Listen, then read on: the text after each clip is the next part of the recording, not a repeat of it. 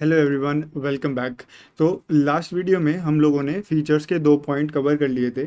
यहाँ पर अब मैं आगे चल रहा हूँ और आगे की वीडियो में हम डिस्कस करने वाले हैं और बाकी के बचे हुए पॉइंट्स को। ठीक है। मैंने आपको सेकंड पॉइंट में क्या समझाया था कि एक पार्टनरशिप जो होती है वो एग्रीमेंट के होने की वजह से ही एग्जिस्ट करती है, एग्जिस्टेंस में आती है। ठीक है। तो मैं आपको यहाँ पे एक एग्जांपल देना चाहूँगा, जैसे कि फॉर एग्जांपल ये ऑपरेशन ऑफ लॉ के अकॉर्डिंग नहीं आती है, ये एग्जिस्टेंस में आती है एग्रीमेंट के थ्रू। ठीक है। इट, पहले लिख लेते हैं, does not come into existence bye operation of law. मतलब जैसे फॉर सपोज किसी भी कानून की होने की वजह से पार्टनरशिप नहीं बनती है, जब तक पार्टनरशिप में एग्रीमेंट नहीं होगा पार्टनरशिप फॉर्म नहीं करी जा सकती। समझे? इसका एग्जाम्पल है, इसका सिंपल सा एग्जाम्पल है हिंदू अनडिवाइडेड फैमिली। जैसे हिंदू अनडिवाइडेड फैमिली होती है, Hindu undivided family operation of law के थ्रू ही क्रिएट हो जाती है, वहां पे एग्रीमेंट की कोई भी रिक्वायरमेंट नहीं होती। क्लियर है ये पॉइंट? तो 2 पॉइंट बताए थे। पहला पॉइंट था मेरा, 2 और मोर पर्सन, पार्टनरशिप के होने के लिए 2 और 2 से ज़्यादा लोग होने चाहिए। फिर मैंने आपको बताया था कि क्या एक माइनर पार्टनर बन सकता है, अगर बन सकता है तो किस चीज़ के लिए बन सकता है। दूसरा मैंने आपको बताया था मैक्सिमम नंबर ऑफ पार्टनर्स कितने हो सकते हैं पार्टनरशिप में, मेरी कंपनीज एक्ट क्या कहता है, मेरा पार्टनरशिप एक्ट उसके लिए क्या कहता है। फिर मैंने आपको एक सेकंड पॉइंट बताया था, agreement. Now moving to the third point. Third point कहता है existence of business and profit motive, and profit motive. Partnership मेरे अगली जो फीचर शो करती है वो शो करती है कि बिजनेस होना चाहिए और साथ ही साथ उस बिजनेस में प्रॉफिट का मोटिव भी होना चाहिए। तो पहले पॉइंट्स लिख लेते हैं। Partnership can be formed, partnership can be formed for the purpose of, for the purpose of carrying on some business, carrying on some business with the intentions, with the intention of earning profits, earning profits। Partnership में business का होना जरूरी है और वो भी इस motive से कि हम उस बिजनेस से पैसा या प्रॉफिट कमाएंगे। साथ ही साथ and such business, such business must be legal, must be legal. उस बिजनेस में लीगैलिटी होनी भी बहुत ज़रूरी है, बिजनेस लीगल होना चाहिए, अनलॉफुल या अनलॉफुल नहीं होना चाहिए। अब इसमें एक पॉइंट और आता है, क्या है वो? A joint ownership, a joint ownership of sum property, of sum property by itself, by itself can not be called a partnership, be called a partnership। Again this point marking important for MCQ purpose। why? Because आपसे MCQ पूछ सकता है, क्या अगर 2 लोग मिलकर एक property own करते हैं तो उनके बीच में पार्टनरशिप है? तो ज़रूरी नहीं है कि 2 ओनर हैं तो वो दोनों किसी भी अगर एसेट को ओन करते हैं तो वो पार्टनर बन गए, नहीं। पहली चीज़ आपको याद रखनी है कि पार्टनरशिप में एग्रीमेंट होना चाहिए किसी बिजनेस को करने के लिए। पार्टनरशिप की जो बेसिक डेफिनेशन है वो आप लोगों को दिमाग में रखनी है, उससे इधर उधर कहीं भी नहीं जाना है। एक एसेट के सिर्फ ओनर होने से आप पार्टनरशिप में हो ऐसा ज़रूरी नहीं होगा। आई होप तीसरा पॉइंट आपको क्लियर होगा। चौथा point, sharing of profits, sharing of profits. Partnership के होने के लिए बिजनेस का होना और बिजनेस में प्रॉफिट कमाना इंपॉर्टेंट है, लेकिन क्या उस प्रॉफिट को शेयर करना भी जरूरी है? बिल्कुल, अगर पार्टनरशिप है तो प्रॉफिट भी शेयर करे जाएंगे। पहले पॉइंट लिख लेते हैं फिर समझेंगे। The agreement between the partners, between the partners must be aimed at sharing the profits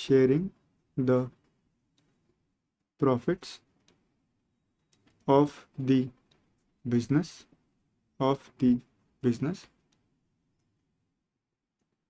if, ये मेरा पहला पॉइंट हो गया। नेक्स्ट पॉइंट से यहाँ पे लिखेंगे, नेक्स्ट लाइन से लिखना आप लोग, if some persons join hands to run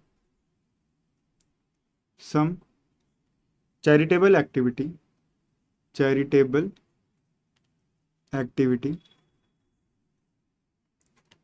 it will not be called as partnership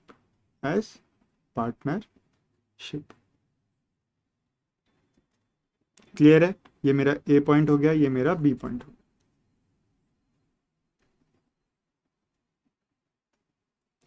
अगला पॉइंट है, if a partner is deprived of his rights to share profits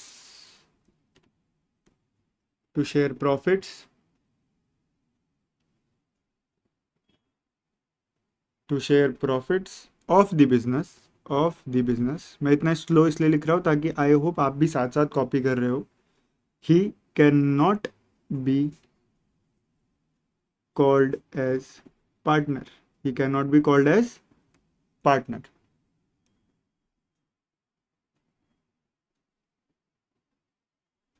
अगला पॉइंट है, it is not necessary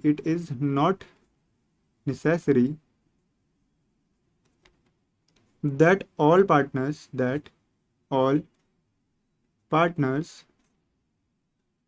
should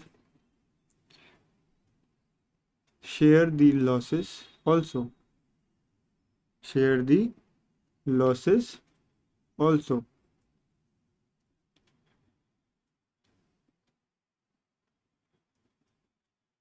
it may be agreed between the partners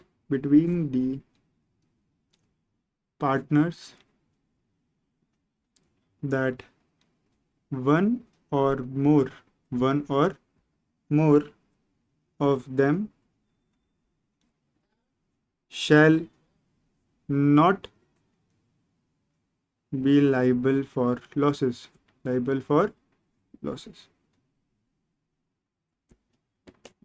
इस point के अंदर मैंने 5 सब point लिखाए हैं, फटाफट से आप इसको कॉपी कर लीजिए ताकि मैं आप लोगों को एक्सप्लेन कर सकूं।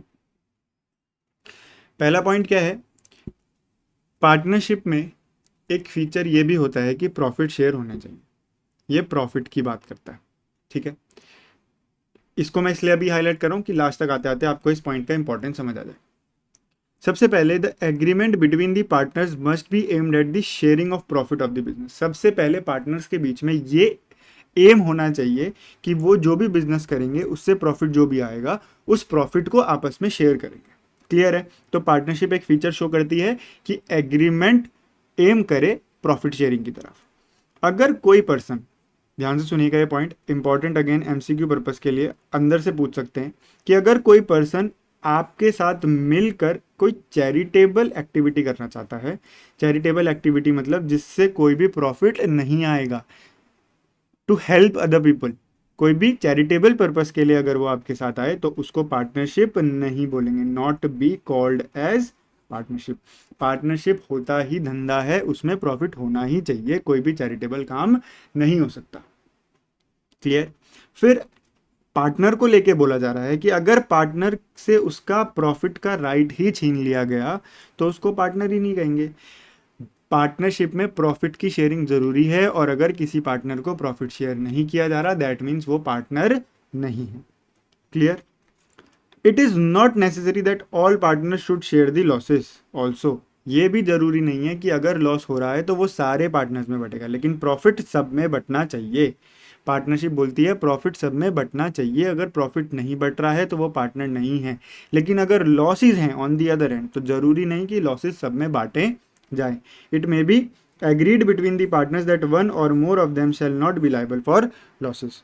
एक या एक से ज़्यादा लोग उसमें डिसाइड कर सकते हैं कि इनको लॉसेस शेयर नहीं करने। जैसे कि एग्जाम्पल, टेस्टी एग्जाम्पल है माइनर। फॉर सपोज मैं आपको यहाँ पे एक जूसी एग्जाम्पल देता हूँ। For suppose, just for your understanding, 3 partner है, right, A B and C. Clear? मैं बोलता हूँ ए और बी जो है वो दोनों मेजर हैं। वो दोनों क्या हैं? मेजर हैं। And she is my minor partner. Major मतलब जो 18 से बड़े हैं, माइनर मतलब जो 18 से छोटे हैं। अब पार्टनरशिप के होने के लिए इन तीनों के बीच में प्रॉफिट बटे, ये जरूरी है। अगर इनमें से किसी एक को भी प्रॉफिट नहीं मिल रहा है दैट मीन्स वो पार्टनर नहीं है। यही मैंने आपको एक्सप्लेन करा, शेयरिंग ऑफ प्रॉफिट्स। बिल्कुल करेक्ट है सर, प्रॉफिट तो बटना ही चाहिए। लेकिन अगर मैं इस माइनर की बात करूं तो इस माइनर के लिए लॉस में हिस्सेदारी नहीं होगी। समझे इन दो पॉइंट्स का मतलब? It is not necessary that all partner should share the losses also. Loss के केस में सारे पार्टनर्स की इन्वॉल्वमेंट ज़रूरी नहीं है। ये डिसाइड किया जा सकता है कि एक या एक से ज़्यादा लोग लॉस को लाइबल नहीं होंगे, लॉस के लिए लाइबल नहीं होंगे। सिंपल सा मैंने आपको माइनर का एग्जांपल समझा दिया। माइनर को पार्टनर बनाने के लिए कंडीशन पहले से ही बताई गई है कि माइनर अगर पार्टनर होगा तो वो सिर्फ और सिर्फ प्रॉफिट्स के लिए पार्टनर होगा, लॉसेस के लिए पार्टनर नहीं होगा। I hope this point is clear to you. सब लोगों को ये पॉइंट क्लियर है? अगर किसी ने नोट नहीं किया तो वो नोटिंग कर लीजिए ताकि हम आगे चल सकें। ठीक है जी, आखिरी के 2 पॉइंट और बचे हैं। 2 पॉइंट को करने के बाद वीडियो को क्लोज करते हैं। आई होप ये पॉइंट कॉपीड हो चुका है। इस पेज को रख लेते हैं नीचे एंड अब चलते हैं आगे अपने अगले पॉइंट की तरफ। मेरा अगला पॉइंट है, कितने पॉइंट हो चुके हैं? 4 पॉइंट हो चुके हैं। मेरा 5th पॉइंट है। माई 5th point is relationship of principal and agent. ये आपको सिंपल है, समझ आ जाएगा। Relationship of principal and agent.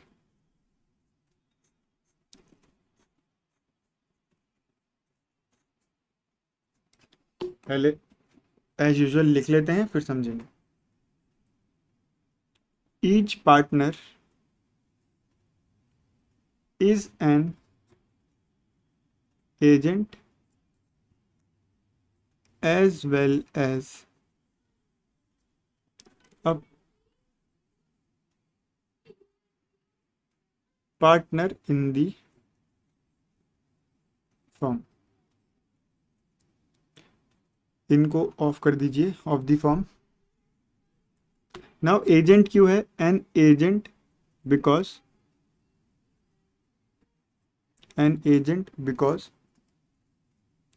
he can bind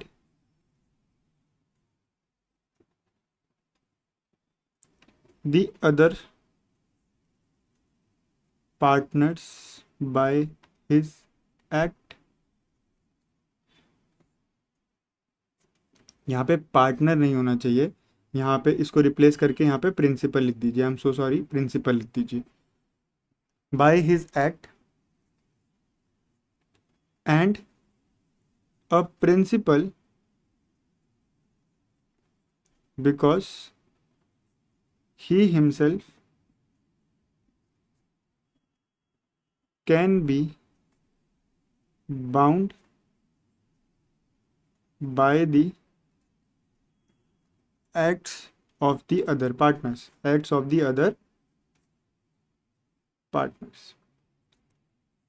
sir ये पॉइंट क्या कहता है प्लीज समझा दीजिए। बिल्कुल, अगला फीचर जो मेरा पार्टनरशिप शो करता है वो करता है कि एक पार्टनरशिप में जो पार्टनर होता है उनका जो रिलेशनशिप होता है वो एक प्रिंसिपल का भी होता है, एक एजेंट का भी होता है। हर एक पार्टनर एक दूसरे के लिए एजेंट भी है, प्रिंसिपल भी है। सिंपल सी बात समझो, ये 3 लोग पार्टनर हैं, ये कुछ ऐसा करता है जिसके लिए ये दोनों भी रिस्पॉन्सिबल हैं, तो ये एजेंट हुआ। और ये दोनों ऐसा करते हैं जिसके लिए ये रिस्पॉन्सिबल है, तो ये प्रिंसिपल भी हुआ। मतलब ये आपस में एक दूसरे के मालिक भी हैं और एक दूसरे के नौकर भी हैं। मतलब कोई भी पार्टनर किसी भी एक्टिविटी को करके बाकी के बचे हुए पार्टनर्स को लाइबल बना सकता है, और वही पार्टनर बाकी के बचे हुए पार्टनर्स की किसी एक्टिविटी की वजह से लाइबल भी हो सकता है। तो वही यहाँ पे लिखा है agent because he is bind he can bind the other partners bye his act. वो अपने एक्ट से दूसरे लोगों को बाइंड कर सकता है, मतलब रिस्पॉन्सिबल ठहरा सकता है। और वो प्रिंसिपल भी है बिकॉज बाकी के बचे हुए पार्टनर्स की वजह से वो भी बाउंड है अदर पार्टनर्स के एक्ट्स की वजह से। क्लियर हो गया? तो relationship of partner of principal and agent is also involve as a feature of partnership. Clear? Now moving to the last point of features of partnership, that is business. Important point है, याद रखिएगा। Question आ सकता है कि explain the feature of partnership business carried on by all or any of them acting for all. सीधा आपसे ये क्वेश्चन भी पूछा जा सकता है। ठीक है, तो business carried on by all or any of them acting for all.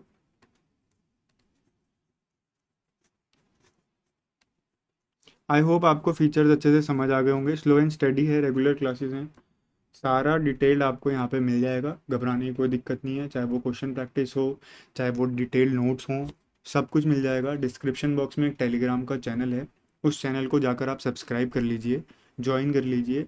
जब आपका 12th या 11th फिनिश हो जाए, आप चाहें तो वो टेलीग्राम चैनल को छोड़ सकते हो, no problem.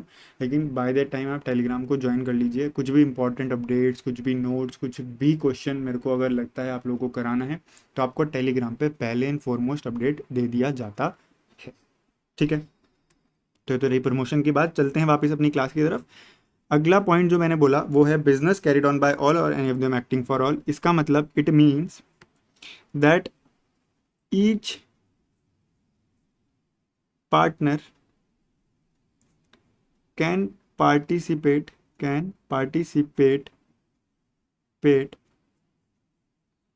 in the conduct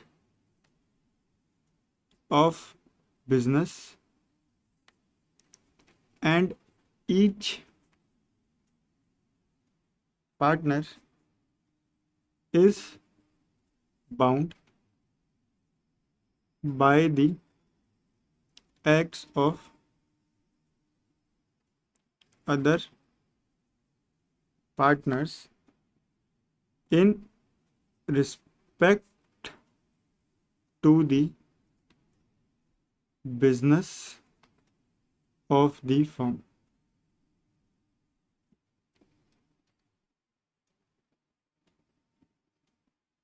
clear है? जो मैंने इससे ऊपर वाला पॉइंट लिखाया था और ये वाला पॉइंट लिखाया था, ये मोर और लेस एक दूसरे के साथ सेम ही है, लेकिन मेरे को लगा कि अलग से समझा देना चाहिए, इसलिए मैंने समझाया। यहाँ पे सिंपल सी बात ये है, प्रिंसिपल और एजेंट किस तरीके से है वो मैंने समझा दिया। ये पॉइंट बोलता है कि पार्टनरशिप में जो बिजनेस है वो या तो कोई भी एक पार्टनर कर सकता है या सारे मिलके कर सकते हैं किसी के भी बिहाफ पे। ठीक है, दोबारा बोल रहा हूँ, इसी एग्जाम्पल को कंटिन्यू करता हूँ। ये तीनों पार्टनर हैं, इसमें से चाहे तो ये सिंपल एक इंडिविजुअल पार्टनर बिजनेस को कर सकता है, नो प्रॉब्लम, पार्टनरशिप चलती रहेगी, क्योंकि पार्टनरशिप का मोटिव होता है बिजनेस करना एंड प्रॉफिट शेयर करना। तो बिजनेस कोई भी करे उससे फर्क नहीं पड़ता, प्रॉफिट आपस में शेयर हो जाना चाहिए। या फिर ये सारे भी मिलकर पार्टनरशिप में बिजनेस चला सकते हैं। तो it means that each partner can participate in the conduct of business and each partner is bound by the acts of other partners in respect to the business of the firm. और इसके business में करे हुए सारे acts के लिए ये सारे पार्टनर्स इंडिविजुअली भी रिस्पॉन्सिबल होंगे, because they all are agent as well as principal to each other. Clear है? वीडियो को फिनिश करने से पहले मैं फटाफट से आपको सारे पॉइंट्स एक बार दोबारा से डिटेल में समझा देना चाहता हूँ, ताकि चीज़ें कहीं पे भी अटके ना। हमने स्टार्ट करा था, यहाँ पे हमने लिखा था एसेंशियल फीचर्स। मैं दोबारा पहले दो टॉपिक तो नहीं समझाऊंगा। पहला पॉइंट है टू और मोर पर्सन। पार्टनरशिप के होने के लिए दो या दो से ज़्यादा लोग होने चाहिए, इंपॉर्टेंट है। इंडियन कॉन्ट्रैक्ट एक्ट क्या बोलता है? कि वो जो दो लोग हैं वो कॉम्पिटेंट होने चाहिए कॉन्ट्रैक्ट के लिए। तो इंडियन कॉन्ट्रैक्ट एक्ट क्या बोलता है कि कौन से लोग कॉम्पिटेंट हैं पार्टनरशिप में एंटर होने के लिए। सब कॉम्पिटेंट है लेकिन दो लोग कॉम्पिटेंट नहीं है। पहला, जो पर्सन अनसाउंड माइंड का है वो। दूसरा, अगर पर्सन डिस्क्वालीफाइड है किसी भी लॉ के अंडर तो वो भी कॉम्पिटेंट नहीं होगा पार्टनरशिप में एंटर करने के लिए। फिर मैंने आपको बोला एमसीक्यू पॉइंट ऑफ व्यू से आपके लिए एक चीज़ इंपॉर्टेंट है कि क्या माइनर पार्टनर बन सकता है। बिल्कुल, माइनर को पार्टनर बनाया जा सकता है पार्टनरशिप में, लेकिन उसके लिए एक कंडीशन है। कंडीशन क्या है कि वो जो पार्टनर बनेगा वो सिर्फ और सिर्फ प्रॉफिट के लिए बनेगा, लॉसेस के लिए वो पार्टनर नहीं बनेगा। पार्टनर, अगर कोई माइनर है और वो मेजर में कन्वर्ट हो रहा है तो वो 6 महीने के अंदर ये डिसीजन ले सकता है कि वो पार्टनरशिप कंटिन्यू करना चाहता है या नहीं करना चाहता। अगर वो डिसाइड नहीं कर पाता 6 महीने के अंदर तो सिंपली उसको पार्टनर मान लिया जाएगा और वो हर चीज़ के लिए लाइबल हो जाएगा। एमसीक्यू पॉइंट ऑफ व्यू से फिर से बता रहा हूँ, this part is important. Maximum number of partners. Maximum number of partners, partnership ने अभी तक कोई भी लिमिट प्रिस्क्राइब नहीं करी है, कोई भी लिमिट प्रिस्क्राइब नहीं करी है कि कितने मैक्सिमम नंबर ऑफ पार्टनर्स होने चाहिए। लेकिन section 464 of the companies act empowers the central government कि वो मैक्सिमम लिमिट को डिसाइड कर सके। एक्ट बोलता है 100 पार्टनर होने चाहिए, लेकिन अभी सेंट्रल गवर्नमेंट ने लिमिट 50 की ही रखी है। 100 के अंडर सेंट्रल गवर्नमेंट के पास पूरी पावर है, वो कितने भी कर सकती है, 50, 25, 30, 70, 75, 100 भी कर सकती है। लेकिन कंपनीज एक्ट अभी 100 पार्टनर्स तक की मैक्सिमम लिमिट देता है और उसमें से सीजी ने यानी कि सेंट्रल गवर्नमेंट ने 50 मेंबर्स प्रिस्क्राइब करें। तो आपको कंक्लूजन क्या याद रखना है कि only 50 partners can be the maximum limit एक पार्टनरशिप में। क्लियर है? फिर हम आगे चले। आगे चलते ही हमने डिसाइड करा कि अगला पॉइंट क्या है। अगला पॉइंट इज एग्रीमेंट। पार्टनरशिप के होने के लिए एग्रीमेंट का होना बहुत ज़रूरी है। ठीक है, ये किसी भी ऑपरेशन ऑफ लॉ के थ्रू एग्जिस्टेंस में नहीं आता, पार्टनरशिप एग्रीमेंट के थ्रू ही एग्जिस्टेंस में आती है। वो एग्रीमेंट रिटर्न भी हो सकता है, ओरल भी हो सकता है। पार्टनरशिप में पार्टनर्स के रिलेशनशिप पे डिपेंड करता है कि वो किस तरीके से पार्टनरशिप में आ रहे हैं, किसी बिजनेस के लिए आ रहे हैं, कितने पीरियड के लिए आ रहे हैं या अपनी इच्छा से आ रहे हैं। वो जो रिटर्न एग्रीमेंट होता है, जो पार्टनरशिप में रिटर्न एग्रीमेंट होता है उसको हम पार्टनरशिप डीड बोलते हैं। Again this point is important for MCQ purpose. फिर हमने अगला पॉइंट पढ़ा existence of business and profit motive. Partnership तभी बन सकती है जब वहाँ पे बिजनेस हो और बिजनेस में प्रॉफिट अर्न करने का हमारा मोटिव। सिंपल, अगर आप किसी प्रॉपर्टी के जॉइंट ओनर हो, आप पार्टनरशिप में आ गए, ये ज़रूरी नहीं है। अगला पॉइंट है शेयरिंग ऑफ प्रॉफिट। इंपॉर्टेंट था। शेयरिंग ऑफ प्रॉफिट में मैंने बोला हर पार्टनर हर एग्रीमेंट पार्टनरशिप का प्रॉफिट मोटिव की तरफ ही एम्ड होना चाहिए। अगर आप किसी भी चैरिटेबल पर्पस के लिए साथ आ रहे हो तो उसको पार्टनरशिप नहीं कहा जाएगा। किसी पार्टनर को अगर आप प्रॉफिट में शेयर नहीं दे रहे हो तो उसको आप पार्टनर नहीं बोलोगे। लॉसेस के केस में सिचुएशन अलग है। लॉसेस में अगर आप किसी पार्टनर को लॉस नहीं देना चाहते हो तो ज़रूरी नहीं है कि उसको लॉस देना ही है, मतलब आप किसी पार्टनर को लॉस देने से बचा सकते हो। It is not necessary that all partner should share the losses. मैंने आपको एग्जांपल दिया था माइनर का। क्लियर? फिर मैंने फिफ्थ पॉइंट पढ़ाया। फिफ्थ पॉइंट बोलता है कि हर पार्टनर एक दूसरे के लिए एक प्रिंसिपल भी है, एक एजेंट भी है। प्रिंसिपल कैसे? वो बाकी के करे हुए पार्टनर्स के एक्ट्स के लिए बाउंड है, एंड एजेंट कैसे? अपने करे हुए एक्ट्स से वो दूसरे पार्टनर्स को बाउंड कर सकता है। लास्ट पॉइंट, फिफ्थ पॉइंट का एक तरीके से एक्सटेंशन है। वो क्या है कि बिजनेस पार्टनरशिप में चाहें तो कोई भी एक या सारे पार्टनर्स मिलकर चला सकते हैं। बिजनेस के जो भी कंडक्ट होंगे उसके लिए हर पार्टनर एक दूसरे के साथ लाइबल होगा। क्लियर? तो पार्टनरशिप के फीचर्स हमने बहुत एक्सटेंसिवली, बहुत अच्छे से टाइम लगाकर रिटर्न नोट्स के साथ यहाँ पर कंप्लीट कर दिए हैं। अगले लेक्चर्स में आगे के टॉपिक्स करेंगे। आई होप आपको वीडियोस एंड नोट्स पसंद आ रहे होंगे। अगर आपको ये वीडियोस और आपको ये नोट्स हेल्पफुल लग रहे हैं तो kindly consider subscribing to my channel. Video पसंद आ रहा है तो वीडियो को लाइक करें, and अगर आप यहाँ तक आ गए हैं तो अपना जेन्युइन फीडबैक कमेंट बॉक्स में ज़रूर बताएं। Thank you for watching this video. मिलता हूँ आपको अगली वीडियो में एक नए टॉपिक्स के साथ। Till then, stay connected, stay fit and stay happy. जय